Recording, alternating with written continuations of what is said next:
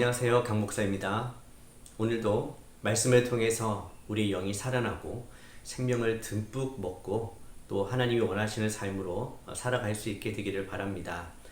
오늘은 구약 1권의 6번째 세션을 다루겠습니다. 바벨탑에 대한 내용입니다. 인간이 어떻게 하나님 앞에 반역했고 하나님이 그것을 어떻게 처리하고 계시는지를 이 본문을 통해서 함께 살펴보게 되는데요. 악의 확산을 늦추시는 하나님이라는 제목이 있습니다. 하나님께서 이 세상을 그냥 방관하지 않으시고요. 이 땅에 적극적으로 개입하시면서 하나님께서 악이 확산되지 않도록 막고 계시는 그 가운데 하나님의 은혜와 또 하나님의 구원을 이루어 가시는 장면들을 보게 됩니다. 신학적 주제를 보시면 하나님의 영광을 훼손하려는 인간의 시도를 하나님이 심판하고 막으십니다. 지난과에서도 하나님의 영광에 대한 이야기를 했습니다. 하나님의 목적, 하나님의 성품이 온전히 드러나는 것, 하나님의 아름다우심이 온전히 이 땅 가운데 드러나야 하는데 죄악된 인간은 바로 그 부분을 훼손하려고 하는 것입니다. 하나님의 명령대로 살지 않고 자기가 원하는 대로 살아가면서 하나님의 영광을 훼손하려는 시도들이 이 땅 가운데 계속해서 이루어지고 있습니다. 하나님은 그것을 보고 계시고 그 악이 확산되는 것을 심판으로 막으시는 모습들을 보게 되는데 바로 바벨탑 사건을 통해서 우리가 그 교훈을 얻게 됩니다. 자, 오가의 내용이 노아의 홍수였습니다. 이 땅에 죄악이 만연했고 하나님께서 그것을 노아의 홍수 심판으로 다 쓸어버리셨지만 한 가족을 구원하셨습니다. 자, 이쯤 되면 하나님께서 뭔가 새롭게 리셋하는 그런 느낌이 듭니다. 우리도 전자기기를 보면 이렇게 초기화라는 게 있지 않습니까? 리셋하면 처음 원래의 그 상태로 돌아가는 것입니다. 자, 노아의 홍수가 바로 그런 기능을 충분히 할 수 있었습니다. 이 땅에 죄악이 만연했고 하나님께서 그것을 어떻게 다루시는지를 보았기 때문에 그것을 경험한 사람이라면 분명히 다른 삶, 이제는 이전과는 달라진 삶을 살리라고 우리는 기대할 수가 있습니다. 그렇지만 노아의 이유를 보아도 사실 노아도 술에 취한 모습으로 또 자녀들에게 업신여김을 당하기도 하게 되고요. 뭔가 이렇게 좀 안타까운 일들이 계속 일어나게 되는 것을 볼 수가 있습니다.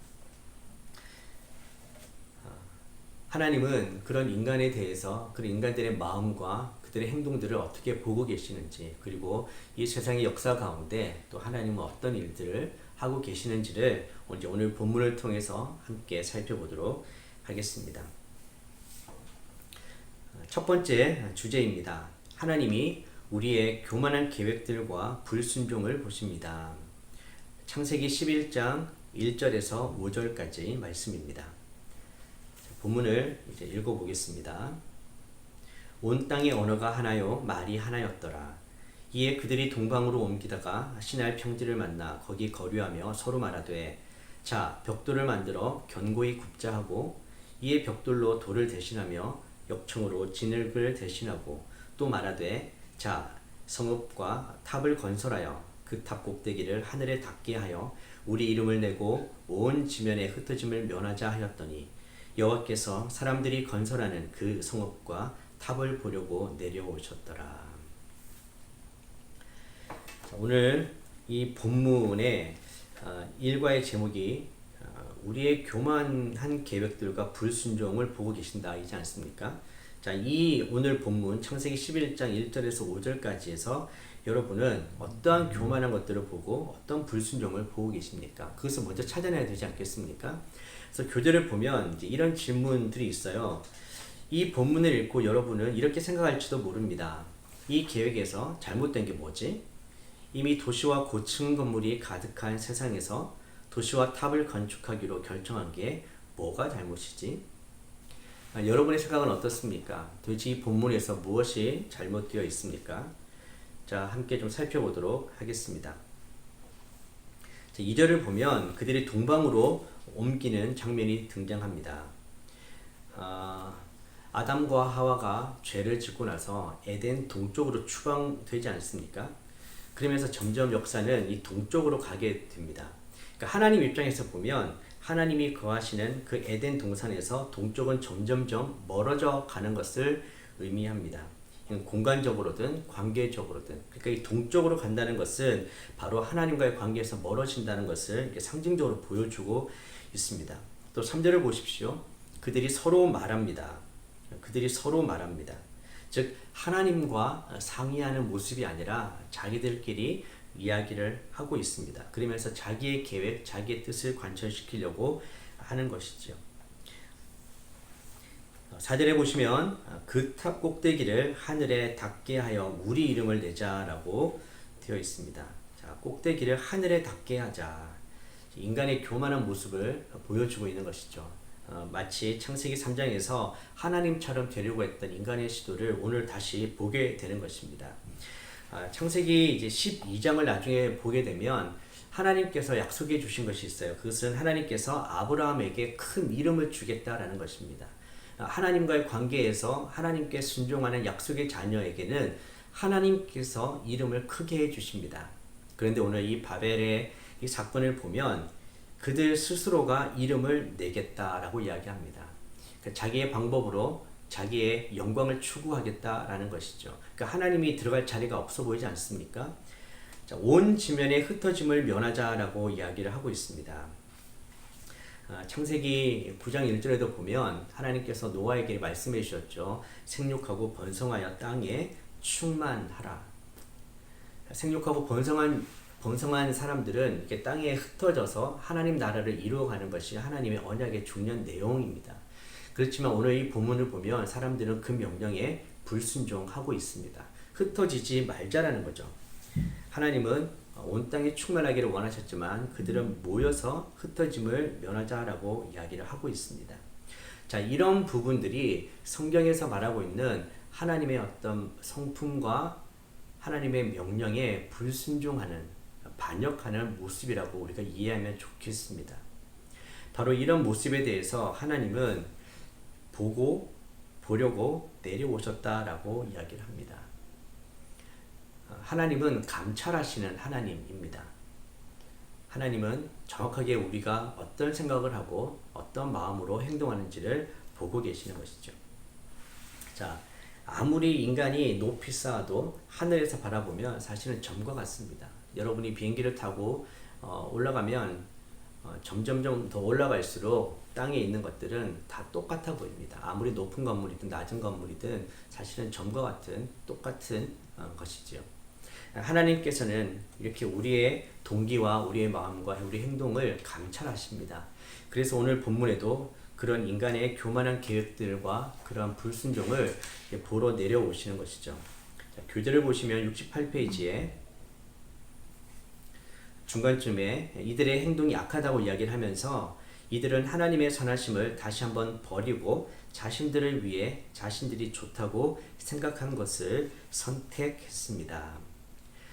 하나님께서 명령하신 것보다는 자신이 원하는 것들을 선택하고 그렇게 나아가는 모습들이 악하다라고 이야기를 하고 있는 부분들입니다. 질문을 보시면 바벨탑 사건에서 사람들이 함께 모여 하나님께 불순종한 것을 볼 수 있습니다. 불순종하는 데에 함께함은 어떠한 역할을 합니까? 또 밑에 질문도 반대로 순종하는 데에 함께함은 어떤 역할을 합니까? 함께 한다는 것은 참 뭔가 이렇게 힘을 갖게 되는 것 같아요. 혼자 하는 것보다 여럿이 모이게 되면 힘이 생깁니다. 그리고 담대함이 생기고 용기를 가지게 되고 그것을 하게 되는 것이죠. 그런 의미에서 이 불순종도 순종도 함께 할 때에 잘 할 수 있게 되는 것입니다. 우리가 여기서 배울 교훈은 우리가 선한 일에 함께하게 되기를 바랍니다. 우리도 살다 보면 어떤 악한 모임이나 악한 생각들에 어쩔 수 없이 동참하게 되는 경우가 있을 수도 있죠. 여러분 조심하십시오. 하나님은 감찰하시는 하나님입니다. 우리가 열심을 내어야 될 부분은 이런 악한 일에 함께하는 것이 아니라 선한 일에 함께하는 것입니다. 함께 마음을 모으고 함께 뜻을 정해서 그 선한 일을 하는 것이죠. 바로 교회가 그런 교회가 되기를 바라고 우리의 가정이 이렇게 선한 일에 함께하는 가정 되기를 바랍니다. 하나님은 바로 그것을 기뻐하시죠. 교재를 계속 보시면 바벨탑 사건을 우리의 삶과 무관한 과거의 이야기로 치부해서는 안 됩니다. 이 사건은 인간이 하나님의 선하심에 등을 돌렸다는 것을 말해줍니다. 그들은 하나님이 계시지 않은 것처럼 살았고 하나님의 왕국을 증언하기보다 자신들의 왕국을 건설했으며 하나님의 명령에 불순종했습니다. 하나님의 나라, 하나님께서 다스리시는 그 왕국에 대한 관심보다는 자신의 생각, 자신의 비전, 또 자신의 야망이 더 중요하고 자신의 나라를 세우기를 원하는 모습이 오늘 이 본문에 드러나 있는 것이죠. 그러니까 우리도 살다 보면 이 땅에서 하나님의 나라와 하나님의 의에 대한 관심보다는 그냥 지금 살아가는 나의 일상에서 내가 잘 살고 내가 잘 먹고 또 내가 편하게 살 수 있는 바로 그런 것에 더 관심이 두어질 때가 많은 것이죠. 성경은 늘 우리에게 먼저 무엇을 구하고 먼저 어떤 것들을 해야 되는지를 도전하고 있습니다. 오늘 이 바벨에서의 모습은 하나님에 대한 무관심, 하나님 나라에 대한 관심이 없고 자기의 나라, 자기의 왕국, 자기의 뜻이 더 중요한 모습을 보여주고 있습니다. 아까 처음에도 말씀드렸던 것처럼 하나님께 의논하지 않고 묻지 않는 모습들. 우리도 살아가면서 하나님과 동행한다는 것은 늘 하나님께 질문하고 무엇이 하나님의 뜻인지 무엇이 의로운 것인지를 항상 컨펌 받으면서 살아가는 게 중요하거든요. 우리가 그런 삶을 놓치지 않게 되기를 바랍니다. 69페이지 보시면 5절을 다시 한번 보십시오. 우리는 때때로 하나님이 우리의 계획을 보지 않으시거나 무관심하다고 생각합니다. 혹시 여러분도 그렇게 생각하실 때가 있으십니까? 하나님 내일에 관심이 없다. 나와는 상관없는 분이다. 물론 이제 성경 공부하시는 분은 그렇게까지 생각하시지는 않겠지만 한번 생각해 보십시오. 정말 하나님이 내 인생에 관심이 많으시고 내가 하는 그 모든 삶 가운데 찾아오시고 또 관심을 가지시고 감찰하시는 분이라는 것을 우리가 늘 이렇게 기억하고 살아가는지. 하나님은 보고 계시고 또 돌보시고 여전히 그렇게 일하고 계신다라고 이야기를 합니다. 그렇습니다. 여러분, 하나님은 우리를 창조하신 이후에 저 멀리 떨어져서 아예 상관하지 않으시는 분이 아니라 우리와 가까이 계시면서 우리를 보고 계시고 우리를 돌보고 계시는 분입니다. 이 질문에 우리 그리스도인들이 우리 이름을 내는 방법에는 어떤 것들이 있습니까? 사람은 죽어서 이름을 남긴다. 이런 이야기도 있지 않습니까? 뭔가 자기의 것을 남기려고 합니다. 내가 이뤄낸 것, 쌓아놓은 것, 업적, 명예, 성취 이것이 나쁜 것은 아닙니다. 그러나 그것을 위해 사는 것, 그것이 우리 인생의 목적이 될 때 그것은 우리의 삶을 다시 돌아봐야 되는 분명한 이유가 되기도 합니다. 우리의 목적은 하나님의 이름을 높이고 하나님의 영광을 나타내는 것이지 않습니까? 바로 그렇게 할 때에 하나님께서 우리를 높여주시거든요. 근데 우리가 하나님과 상관없이 우리가 우리 자신을 높이려고 하면 그것은 교만이고 하나님은 교만한 자를 멀리 하십니다. 낮추시게 되는 것이죠. 그래서 이 하나님 나라의 원리를 우리가 잊어서는 안 됩니다. 우리가 교회 일을 할 때도 내 이름을 내세울 수 있고요. 선한 일을 하면서도 또 내 이름을 낼 수도 있습니다. 그러니까 철저하게 우리 자신을 좀 감추고 하나님의 이름을 나타낼 수 있도록 그렇게 우리 삶이 쓰임받게 되기를 바랍니다. 두 번째 주제입니다. 하나님이 우리 자신의 왕국을 세우려는 시도들을 심판하십니다. 창세기 11장 6절에서 7절까지 말씀입니다. 자, 먼저 본문을 읽겠습니다. 여호와께서 이르시되 이 무리가 한 족속이요 언어도 하나이므로 이같이 시작하였으니 이후로는 그 하고자 하는 일을 막을 수 없으리로다.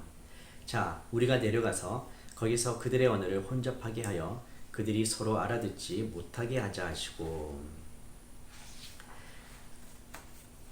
하나님은 살피고 돌보시는 분이십니다. 그래서 그런 하나님이 계시기 때문에 심판도 있는 것이죠. 오늘 69페이지를 보시면 핵심 교리 13번째 교리가 있습니다. 하나님은 초월적이시다. 하나님의 초월성은 하나님이 창조된 세상과 뚜렷이 구별되시며 독립적이시라는 사실을 가리킵니다. 하나님은 위대하심과 능력뿐 아니라 선하심과 순결하심에서도 우리를 초월하십니다.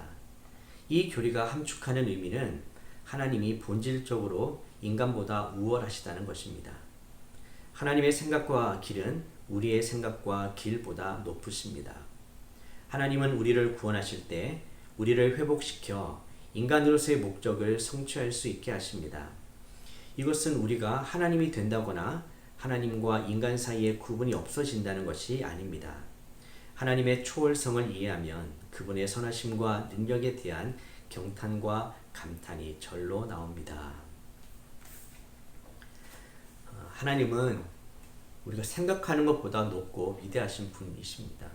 또 우리가 생각하는 것보다 거룩하고 순결한 분이시죠. 그렇기 때문에 죄와 같이 있으실 수도 없고 죄를 그냥 버려두시지도 않습니다. 하나님께서는 바로 돌보시고 살피시는 분이기 때문에 이 세상을 심판하시는 것이죠. 자, 하나님께서 심판하시는 것을 이렇게 좀 표현하고 있는데요. 69페이지 밑에 보시면 그들의 행동에 위협을 느껴서가 아니라 그들의 마음을 심히 우려하셨기 때문입니다.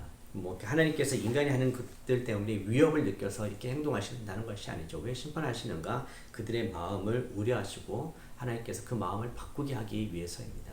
자, 어린 자녀가 부모님에게 어떤 갑자기 폭력을 휘두르거나 그렇게 덤벼들 때에 부모가 그것에 위협을 느껴서 아이를 벌하겠습니까? 그렇지는 않습니다. 전혀 위협이 되지는 않지만 그 아이가 불쌍하고 또 그 아이를 징계해야 올바른 길로 돌아올 수 있기 때문에 그렇게 하시는 것이죠. 자, 하나님은 죄의 확산을 늦추기를 원하십니다. 노아의 홍수 때처럼 그냥 다 쓸어버리시고 다시 새롭게 하시는 것도 하나의 방법일 수 있지만 하나님은 또 그렇게 일하지는 않으셨습니다. 이 바벨탑 사건도 마찬가지죠. 하늘에서 번개가 떨어지고 우박이 떨어지고 지진이 나고 해서 다 멸하실 수도 있지만 또 하나님은 그렇게 일을 하시지는 않고 하나님의 방법과 계획에 따라서 그 죄의 확산을 늦추고 계시는 것을 볼 수가 있습니다. 자, 하나님의 심판이 임하지만 거기에는 자비의 징표도 있습니다. 여기서 구약에서 계속해서 반복되는 주제입니다. 하나님은 분명히 죄에 대해서는 심판을 하시지만 또 그 가운데에 구원의 은혜를 남겨두십니다. 자비의 징표를 남겨두신다는 거죠.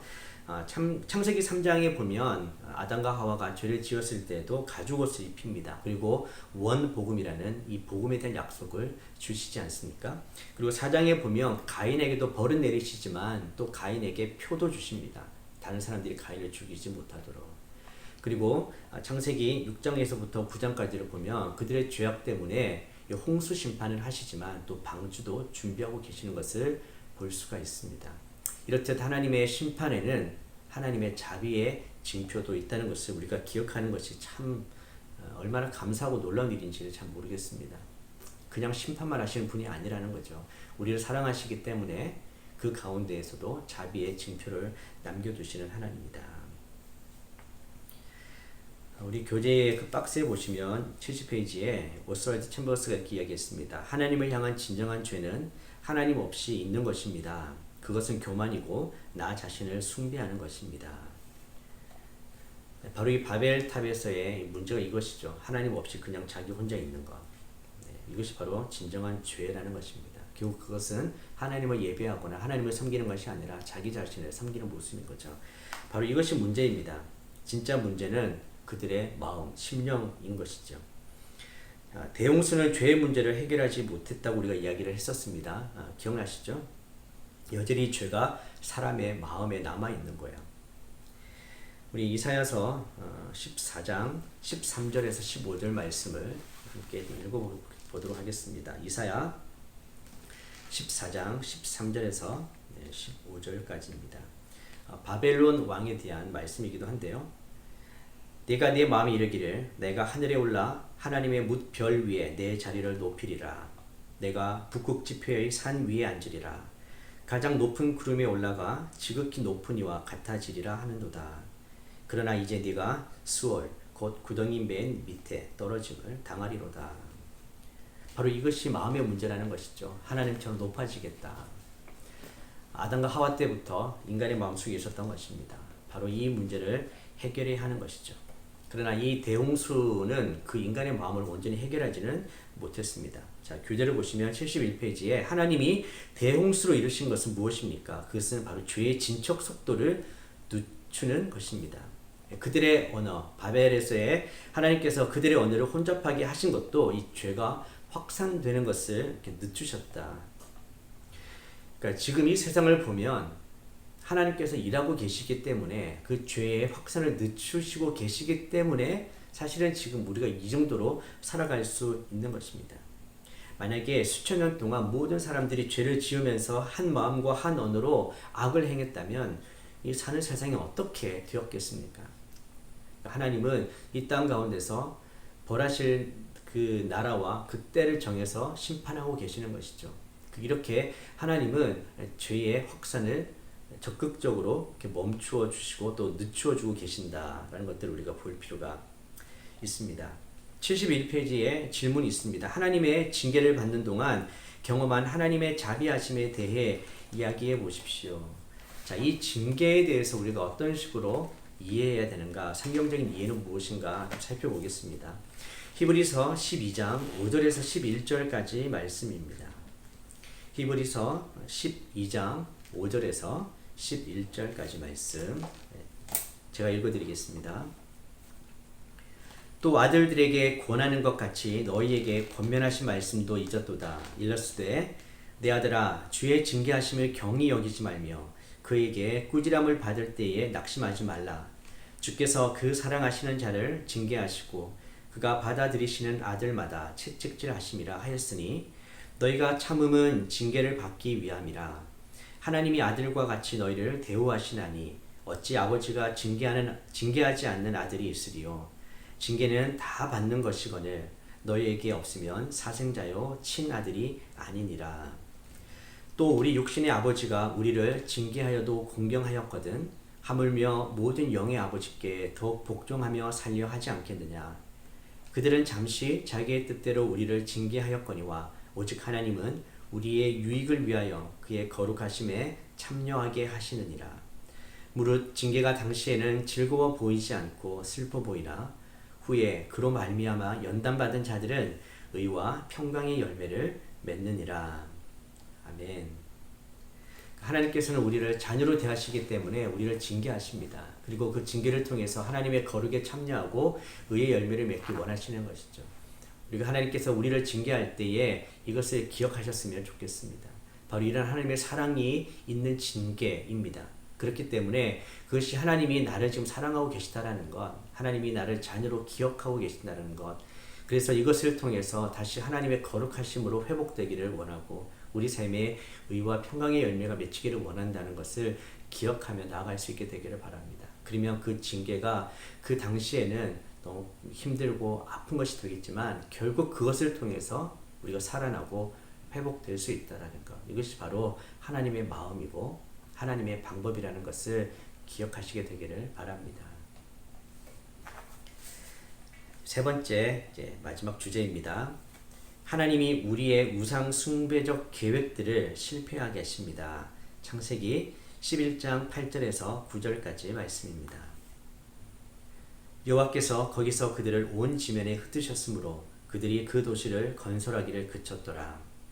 그러므로 그 이름을 바벨이라 하니 이는 여호와께서 거기서 온 땅의 언어를 혼잡하게 하셨음이니라. 여호와께서 거기서 그들을 온 지면에 흩으셨더라. 자, 하나님께서 그들을 온 지면에 흩어버리십니다. 그래서 그 도시 건설이 중단되게 되는 것이죠. 우리도 살다 보면 뭔가 우리가 계획하고 추진하는 것이 잘 되지 않을 때 어떤 마음과 어떤 생각이 있는지를 한번 돌아봐야 합니다. 자기 중심적인 생각, 또 자기 체면, 명예에 몰두하면 그런 일이 생길 때는 상처를 받게 되고 어떻게 할 수 없는 상실감과 슬픔을 느끼게 됩니다. 어쩌면 바벨탑을 쌓으려고 했던 사람들도 그런 순간들이 있었겠죠. 그러나 우리는 그런 하나님의 이 멈추게 하심, 중단케 하심이 얼마나 우리에게 큰 은혜인지를 깨달아야 합니다. 우리는 인간의 우상 숭배적 계획들을 제거하시는 하나님의 심판 속에 숨어 있는 하나님의 자비를 볼 수 있어야 합니다. 우리 아이들을 보면 특별히 성숙하지 못할 때는 자기가 생각하는 것이 다 옳고 뭐든지 자기가 원하는 대로 되어야 하지만 부모님의 입장에서 보면 그냥 놔두면 큰일 나는 것이 보일 때가 있습니다. 아이가 칼을 달라고 할 때 그 아이가 칼을 잘 사용할 수 있을 때는 그 칼을 줄 수 있지만 그렇지 않으면 큰일 나지 않습니까? 그러니까 인간의 계획이 항상 선하지 않기 때문에 그 계획 안에 우상적인 요소들이 있고 하나님을 반역할 수 있는 요소들이 있을 때 하나님이 그것을 막아주시고 오히려 실패하게 하시는 것이 우리 인생에는 정말 유익한 일이라는 것. 이것을 받아들일 수 있는 것이 바로 신앙이 성장하는 증거이기도 합니다.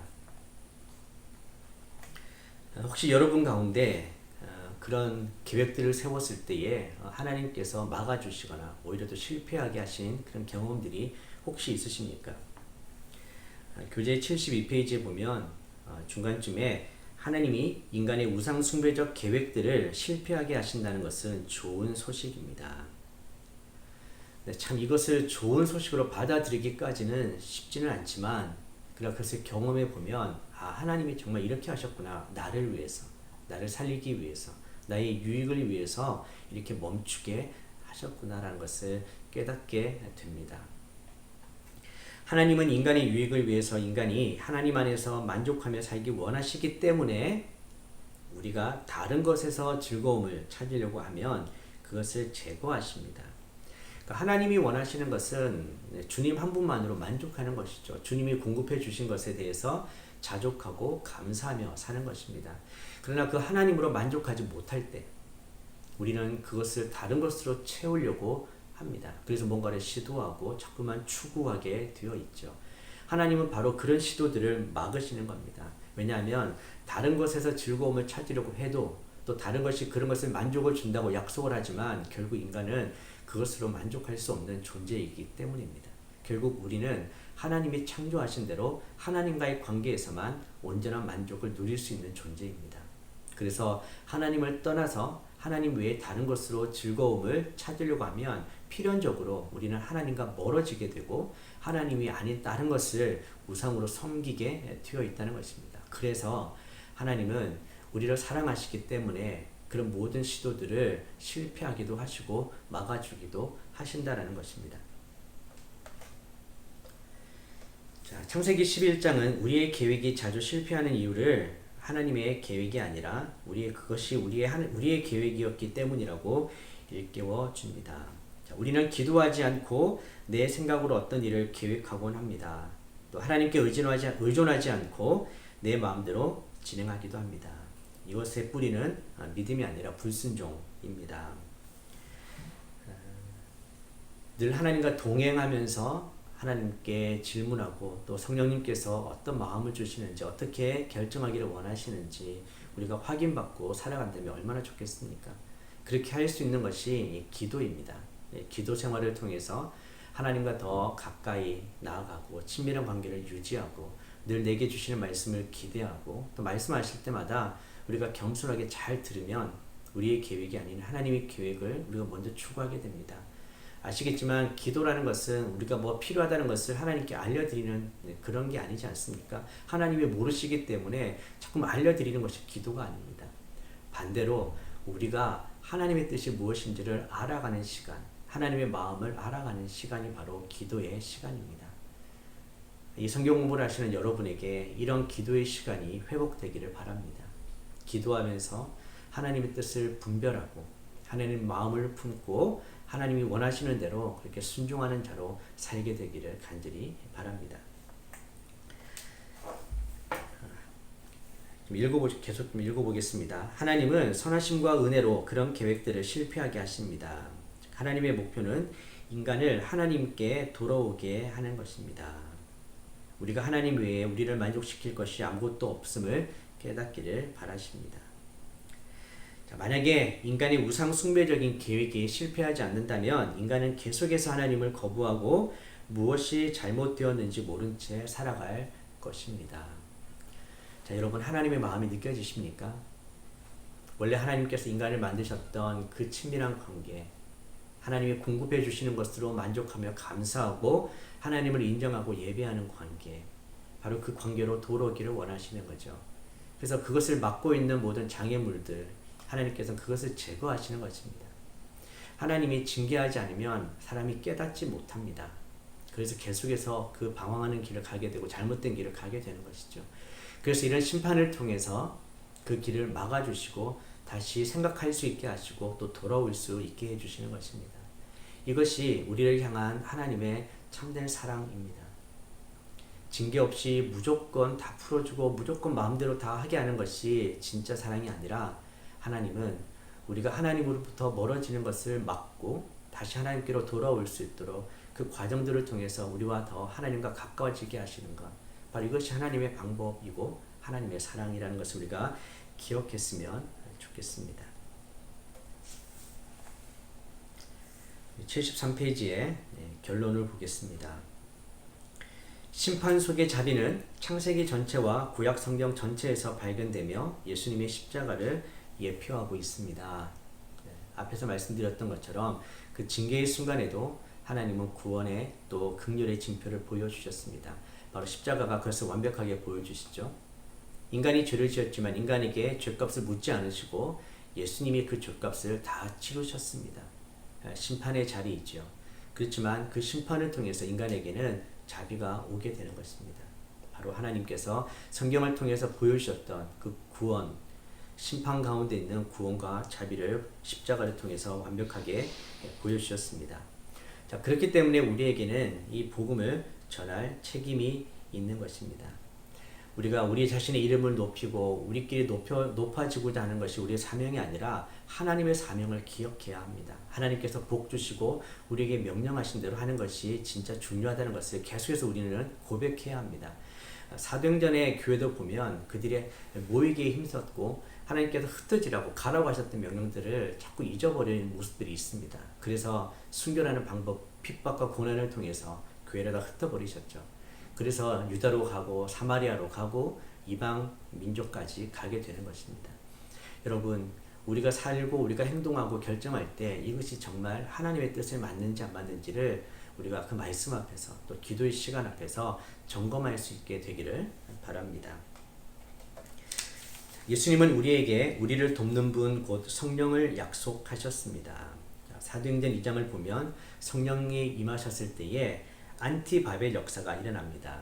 바벨에서 하나님께서 하나의 언어를 다 흩어버리셨는데 이 사도행전의 역사를 보면 그들이 성령을 받고는 각자가 또 받은 언어를 따라서 복음을 전하고 있는 모습을 봅니다. 성령 안에서는 이 언어가 또 해결되고 하나가 되는 모습을 볼 수 있는 것이죠. 하나님은 이 성령을 통해서 우리가 그렇게 살아갈 수 있도록 돕는 분이십니다. 우리에게 주신 이 사명은 우리 힘으로만 감당하는 것이 아니라 우리 안에 계시는 성령께서 도우시고 할 수 있는 힘을 주시고 또 그렇게 인도하시는 것입니다. 자, 74페이지를 보십시오. 자, 우리는 새로운 심령, 구원받은 심령을 지니고 있습니다. 우리는 하나님의 나라를 확장하고 하나님이 주신 사명을 성취하기 위해 힘써야 하는 사람들입니다. 그렇죠?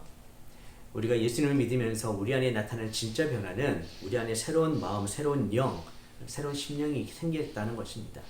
그래서 이제 이전의 삶을 추구하는 것이 아니라 새로운 삶, 새로운 목적, 하나님의 그 계획과 비전을 추구하며 살게 되는 것이죠. 바로 이 위대한 사명을 우리에게 주셨습니다. 우리는 이 위대한 사명을 받은 자들입니다. 그래서 우리가 이 땅에 살아갈 때 우리가 이 땅에서 무엇을 하며 살아야 되는지, 우리가 어떤 위임받은 명령이 있는지를 늘 기억하면서 사시게 되기를 바랍니다. 자, 결론의 마지막 부분입니다. 성령으로 하나 되고 성령으로 충만한 하나님의 구원받은 백성으로서 우리가 하나님의 뜻에 따라 하고자 하는 일을 막을 수 있는 것은 아무것도 없다는 사실을 믿어야 합니다. 아멘. 물론 사탄이 공격합니다. 유혹합니다. 방해합니다. 그러나 우리는 궁극적으로 예수 그리스도 안에서 승리한 싸움을 싸우는 것입니다. 성령이 함께 하시면 우리는 무서울 것이 없습니다.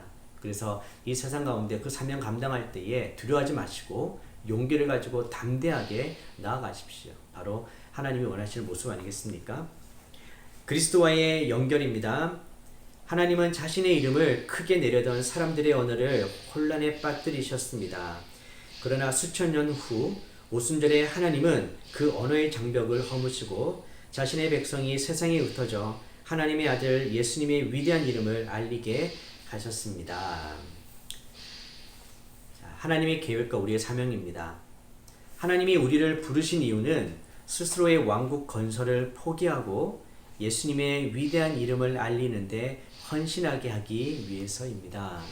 자, 이것이 바로 하나님의 계획입니다.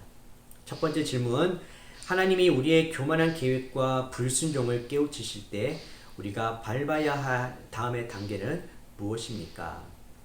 자, 하나님께서 또 심판하시고 멈추게 하시고 이런 일들을 하실 때 우리가 깨달아야 될 것은 하나님이 지금 우리의 교만한 계획과 이런 불순종을 깨우쳐 주시는 것이구나.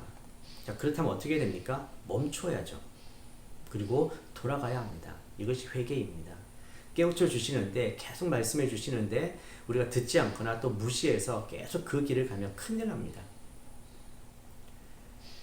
깨우쳐 주시면 그것을 듣고 인정하고 지혜를 얻어서 멈추고 다시 하나님의 길로 돌아오시게 되기를 바랍니다. 그것이 바로 복 있는 자의 삶입니다. 두 번째 질문입니다. 하나님의 아들 예수님의 위대한 이름을 알리기 위해 우리가 멈춰야 할 개인적 왕국 건설에는 어떤 것들이 있습니까? 네, 우리가 하는 모든 계획이나 행동들에 예수님보다 내가 더 드러나거나 또는 우리 조직이나 우리 교회가 더 드러난다면 거기에 문제가 있는 것입니다. 어떤 한 개인의 이름, 그것보다 중요한 이름이 예수님입니다. 어떤 한 교회보다 더 중요한 것은 하나님의 나라입니다. 우리가 그것을 추구해야 된다는 것이죠. 그러나 우리가 살다 보면 우리도 굉장히 교만하고 이기적입니다. 그래서 내 것, 또는 내 가족, 또는 내 교회, 이런 것은 님비 현상이라고 하지 않습니까? 바로 이런 것들이 참 우리에게는 큰 유혹입니다. 하나님의 나라라는 전체적 관점에서 생각하고 그것을 추구하는 것이 참 쉽지 않은 일입니다. 그러나 오늘 우리가 이 바벨 사건을 통해서 기억해야 될 것은 우리 이름을 내고 우리가 흩어지지 말고 우리를 위해 사는 것이 하나님을 반역하고 하나님께 불순종할 수 있다는 것을 깨닫는 것입니다. 그리고 이제는 하나님의 나라를 먼저 추구하는 것, 하나님의 나라의 백성의 그 삶을 이제는 우리가 겸손하게 살아가는 것, 그것이 참된 회개의 모습이고 하나님께서 우리에게 원하시는 모습일 줄 믿습니다. 세 번째 질문입니다. 성령께서 어떻게 우리를 도와 예수님의 이름을 높이는 사명을 수행하게 하십니까? 어떠세요, 여러분? 성령께서 여러분 안에서 어떤 일들을 하고 계십니까? 성령께서 우리 안에 어떤 마음을 주고 계십니까? 또 성령께서 우리에게 어떤 비전을 주고 계십니까? 성령은 보혜사입니다. 우리 곁에 계시고 우리를 도와주시는 분입니다. 하나님 나라를 꿈꾸게 하시고 하나님 나라를 추구할 수 있도록 도와주시는 분은 성령님이십니다. 예수 이름을 높이는 사명, 복음을 전하는 것, 그것은 나를 전하는 것이 아니고 나의 유익을 위해서 사는 것도 아니고 바로 예수의 이름, 그 복음을 전하는 것입니다. 성령은 날마다 우리 안에서 그렇게 기도하고 계시고 우리를 올바른 길로 인도하시는 분입니다. 그래서 그 성령의 말씀에 순종하면 우리는 예수님의 이름을 높이는 이 사명, 가서 복음을 전하는 이 사명 수행할 수 있습니다. 그래서 우리는 늘 성령에 민감해야 합니다. 늘 성령 충만해야 합니다. 그래야 하나님께서 우리에게 주신 이 사명을 잘 감당할 수 있죠. 성실하게 감당할 수 있는 것입니다. 그런 의미에서 오늘 이 성경 공부를 하시는 모든 분들 성령 충만하십시오. 하나님의 말씀으로 충만하십시오. 내 생각과 내 계획들 그것들을 조금 내려놓고 정말 이것이 하나님 나라를 위한 것인지를 점검하면서 하나님 원하시는 계획대로 그 길을 함께 걸어갈 수 있게 되기를 바랍니다. 하나님은 지금도 우리의 역사 또 이 세상 역사 가운데 지켜보고 계십니다. 그러면서 죄의 확산을 늦추시고 우리에게 자비를 베풀어 주십니다. 다시 사명을 감당할 수 있는 그 기회를 주시는 거죠. 여러분 그 기회를 놓치지 마십시오. 우리가 사명을 감당할 수 있는 것은 바로 지금 이 순간입니다. Here and now입니다. 오늘 이 성경 공부를 통해서 우리의 사명을 다시 회복하고 주님께서 주신 그 길을 걸어갈 수 있게 되기를 축복합니다. 기도하겠습니다. 하나님 아버지, 인간의 어리석음과 교만과 불순종을 심판하시는 하나님, 그것을 통해서 다시 하나님 나라를 꿈꾸게 하시고 하나님이 원하시는 믿음의 길로 걷게 하심을 우리가 압니다. 우리를 사랑하는 자녀로 대하시기에 때로는 징계도 하심을 압니다. 주님, 그것을 깨닫게 하시고 돌이키게 하시고 우리에게 주신 사명을 성령님 안에서 잘 감당할 수 있도록 도와주시고 그렇게 우리 삶을 인도하여 주시옵소서. 예수님의 이름으로 기도드립니다. 아멘.